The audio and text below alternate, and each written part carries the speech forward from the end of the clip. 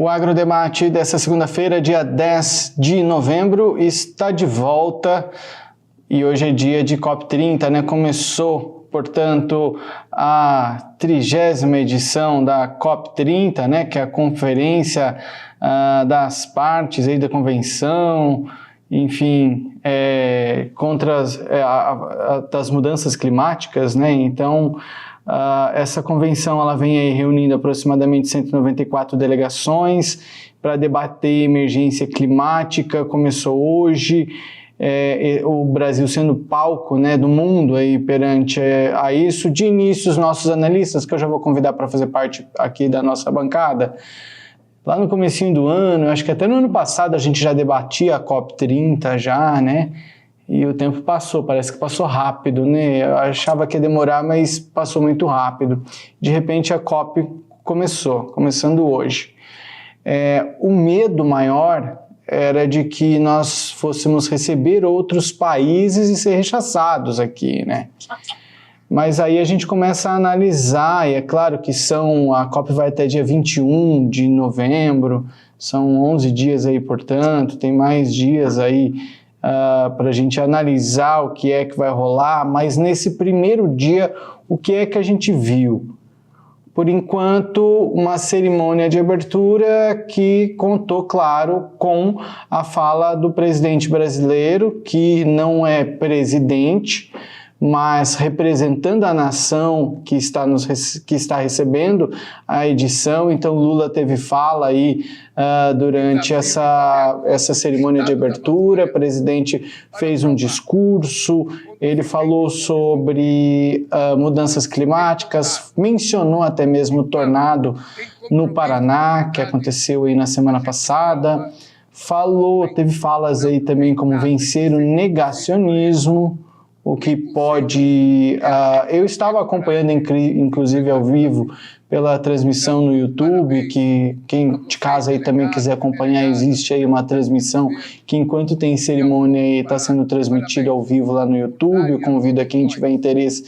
Mas achei um pouco branda essa fala do presidente Lula, por mais que ele tenha trazido, né, esses pontos aí, vencer negacionismo, falou que é mais barato cuidar do clima do que fazer guerra.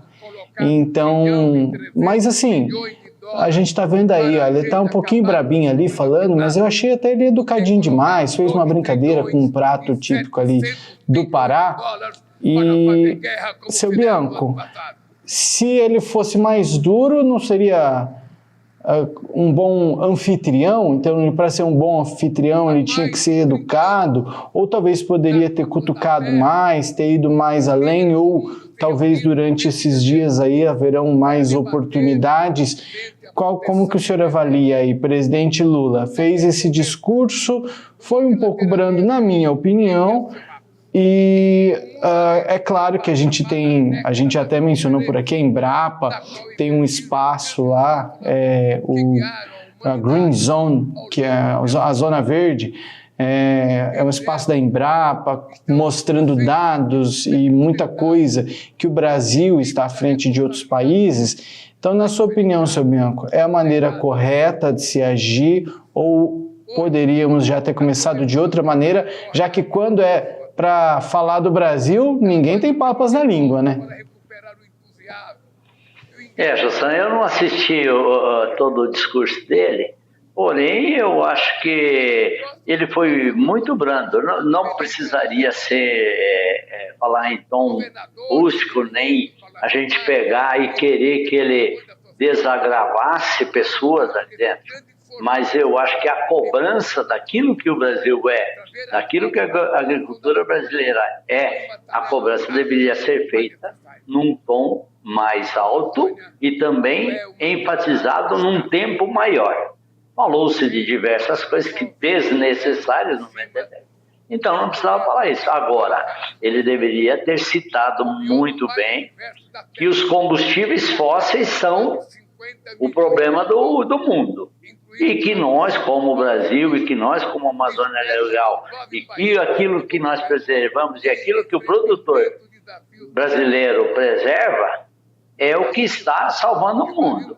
E aí também eu vi num tom dele que ele pediu um financiamento para isso. Eu acho que não pode ser financiamento, eu acho que tem que ser uma taxa, igual você cobra um imposto ou uma taxa, desses países ricos, principalmente, que poluem mais, ou desses países que produzem combustíveis fósseis e de quem usa esses combustíveis fósseis, isso deveria ter uma taxa, um valor, e revertido principalmente para quem?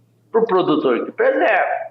O produtor tem lá 10, 20, 50 hectares de preservação, vai direto, porque senão todos esses recursos que virão para a COP30 ou para o ambiente ou para o meio ambiente, não quê, isso aí não vai parar na mesma conta que foi aquele dinheirinho dos aposentados lá, dos velhinhos. De repente, essas mesmas pessoas que vão pegar esses recursos se vierem até o Brasil. Então, esses recursos já deveriam ser destinados um tanto por hectare de quanto que se preserva, que é isso, que se troca o CO2 por vamos dizer, essa renovação desse CO2. Então, quem é que preserva, quem é que teria o direito desses recursos? O produtor brasileiro que preserva e que tem a sua reserva legal. Inclusive eu já vou mencionar aqui agora, mas é mais um ponto para o nosso próximo assunto, que é sobre o que o senhor Bianco mencionou, dos combustíveis fósseis. Eu não tinha conhecimento desse número, eu fui descobrir hoje, inclusive, né, que o uso de combustíveis fósseis como petróleo e carvão representa 75% das emissões de gases que causam efeito estufa e aumenta a temperatura do planeta.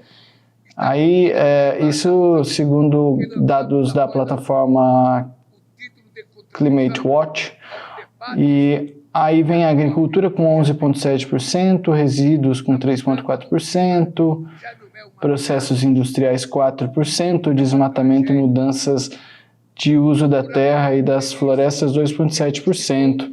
Mas, Daiane, se for para todo mundo na pitaco, no aquecimento global, etc., então vamos ter que tirar os carros de todo mundo, que daí o problema parece que vai ser resolvido.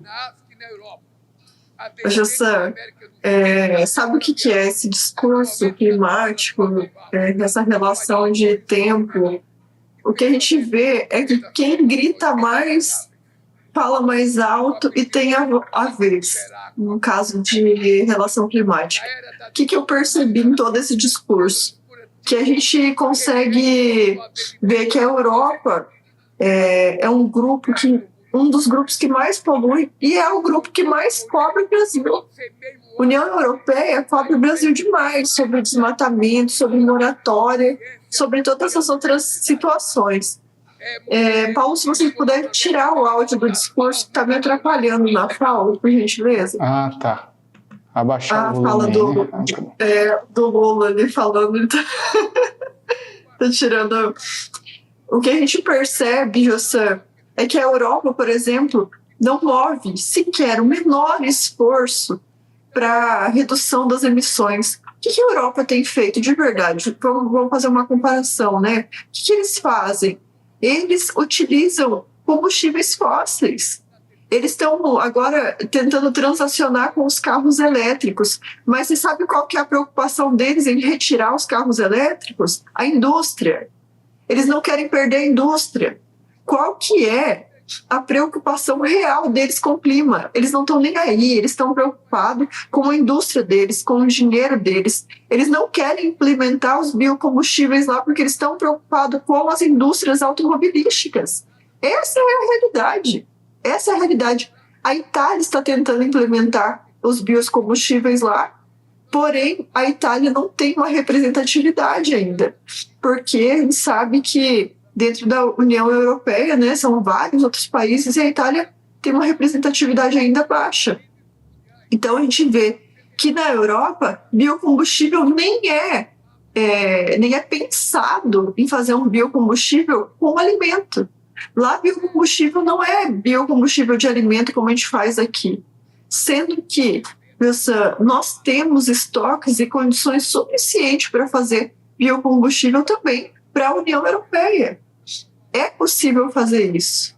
É possível que a Europa se adapte, mas eles não querem isso. Por quê? Eles não estão preocupados com a mudança climática.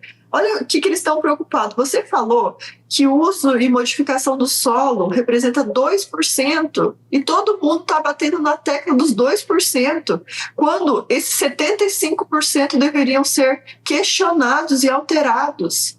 O Brasil, para falar a verdade, é o que menos polui, é o que menos emite e o que mais está sendo cobrado. Essa é a verdade. Por quê? Porque fala mais baixo, Sam. Porque grita menos. Porque comunica errado. A gente eu faço especialização, eu já estou na minha 3ª especialização em Direito do Agronegócio. E você sabe o que eu percebo? Que os professores litigam contra o agronegócio.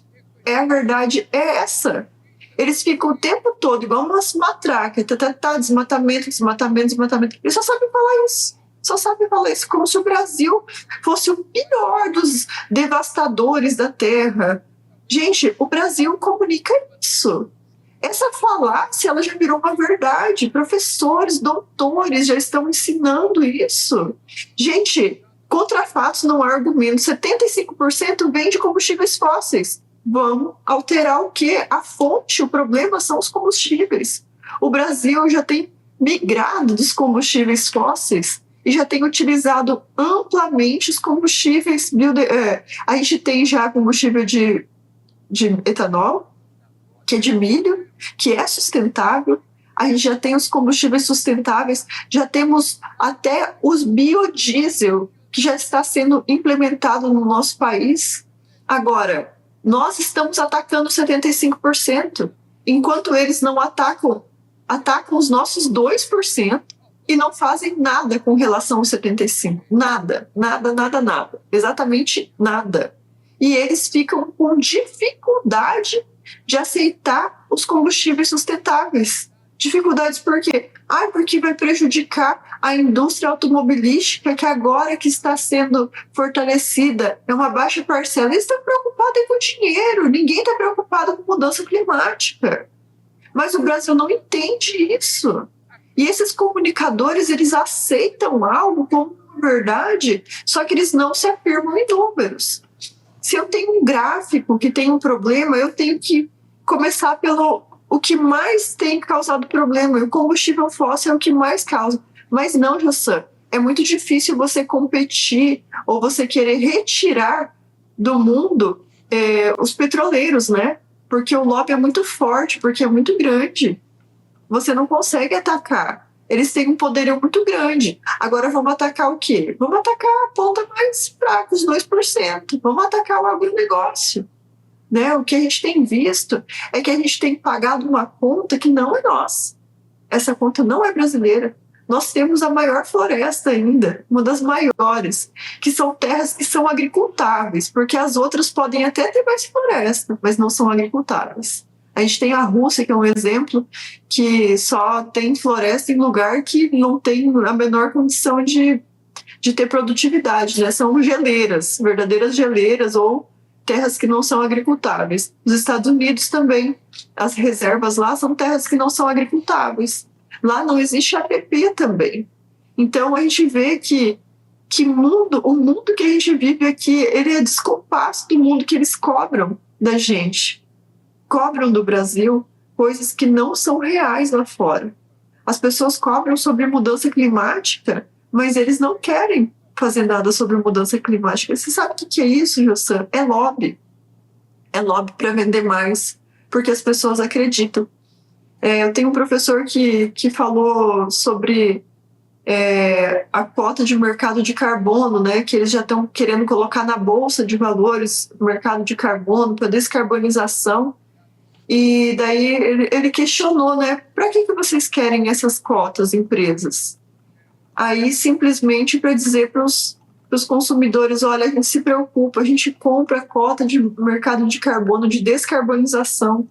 Então isso é lobby, isso é bonito, isso vende, né? Isso vende muito bem. Mas a realidade é que ninguém quer parar a sua indústria, ninguém quer descarbonizar, ninguém está preocupado com o meio ambiente, todo mundo está preocupado com a economia. Agora a gente está aceitando goela abaixo toda vez discurso de mudança climática, sendo que o nosso país é um dos que menos afeta isso. Só que a gente tem que aceitar, né? Entendendo como se fosse mudança climática a responsabilidade do Brasil. E os outros vão reflorestar o que eles já abriram? Eles vão fechar as indústrias, vão parar os carros? O que eles vão fazer para isso que eles estão cobrando do Brasil? Né? A gente não vê esse tipo de retribuição. Até quando é algo que é viável, que é possível, que são os combustíveis, né? Combustíveis renováveis, sustentáveis, aí eles não querem, porque eles já têm os carros elétricos e a indústria vai ser prejudicada com isso. Então, veja só como que a gente fala, né, é uma expressão, como são hipócritas, né? Na hora de cobrar, cobram muito bem, obrigada. Mas na hora de fazer, não querem fazer nada. Então está na hora do Brasil também mudar o seu discurso enquanto país que é sustentável, sim. Primeiramente, queria parabenizar a fala da Daiane, que eu achei excepcional. Foram palavras muito certeiras, Daiane, e de maneira muito didática para a gente todos entenderem.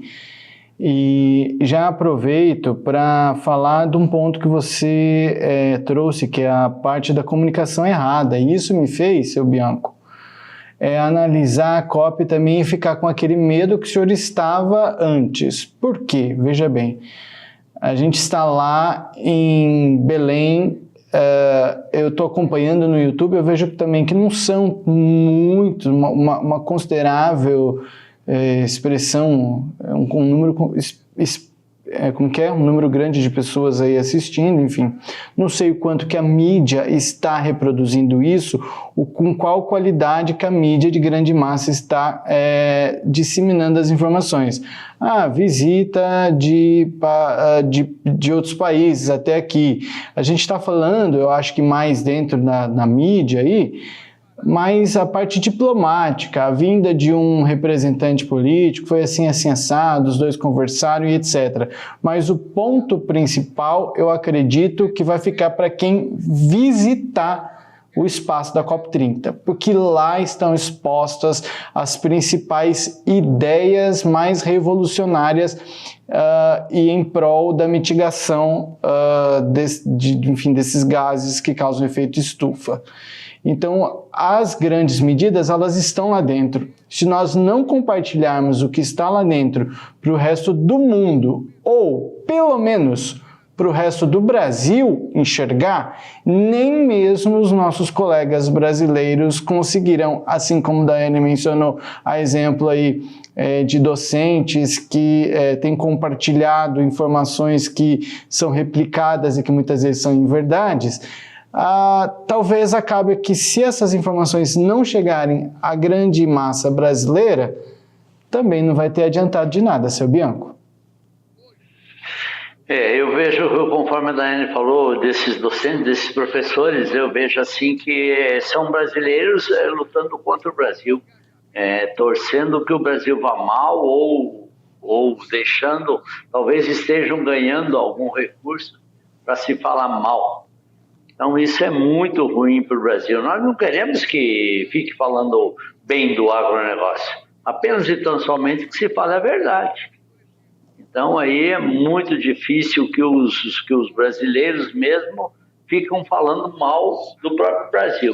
Daiane falou também que 2%, só 2%, né, da agricultura que tem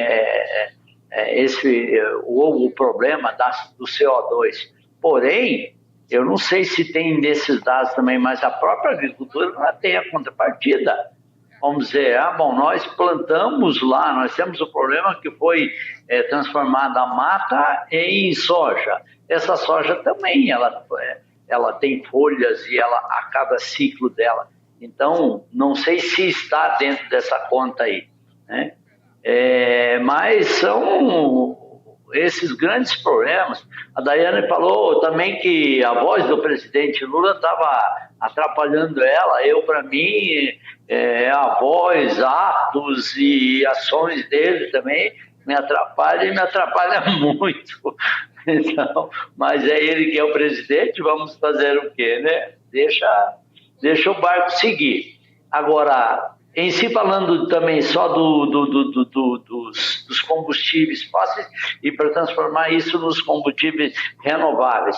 Nós entendemos que não dá da gente dizer que amanhã tem que tirar fora todos os caminhões, carros a óleo diesel, a gasolina. Não tem problema.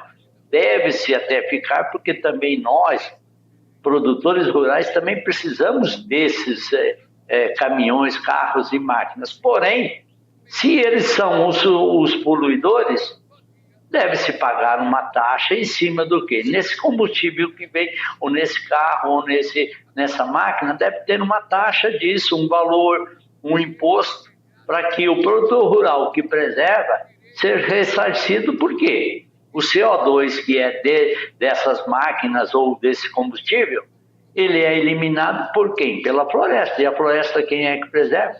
O produtor. Então, urgentemente, nessa COP30, o que é que deveria ser feito? Que o presidente falasse isso, que o presidente dissesse que nós fizemos isso e que os combustíveis fósseis são prejudiciais. Porém, a gente sabe que o presidente Lula é muito defensor de automóvel. Ele surgiu no sindicato lá em São Bernardo do Campo, nos sindicatos lá das indústrias automobilísticas. Então, ele não ia nunca e não vai falar nunca de atos que prejudiquem mesmo o próprio setor onde ele foi criado e onde ele, vamos dizer, onde ele surgiu. O meu sonho mesmo é que tivesse dentro da COP30 um tempo suficiente para a ProSoja, para representantes da agricultura, falassem e contassem toda a realidade da agricultura brasileira, de tudo o que nós fazemos, o que nós produzimos. Dessa maneira, eu acho que o mundo iria pelo menos comentar menos que a própria agricultura é prejudicial. Talvez a solução fosse trocar os carros pelas carroças. Mas daí, quem sabe, ainda a Europa vai começar a apontar. Vai falar que os arrotos dos cavalos ou dos bois estarão trazendo aí mais problemas para o mundo, Daiane. Mas já tem a conversa do pum do boi, né, José? Então não adianta a gente achar que isso está muito longe da realidade, que essa conversa já roda aí nas mídias, né? E você sabe o que é o principal, José? É que a gente tem, aqui no Brasil, a gente ainda vê que a realidade da população jovem, que é a maioria, ela escuta muito influenciadores que não têm a menor noção do que acontece na agricultura, que desconhece mesmo.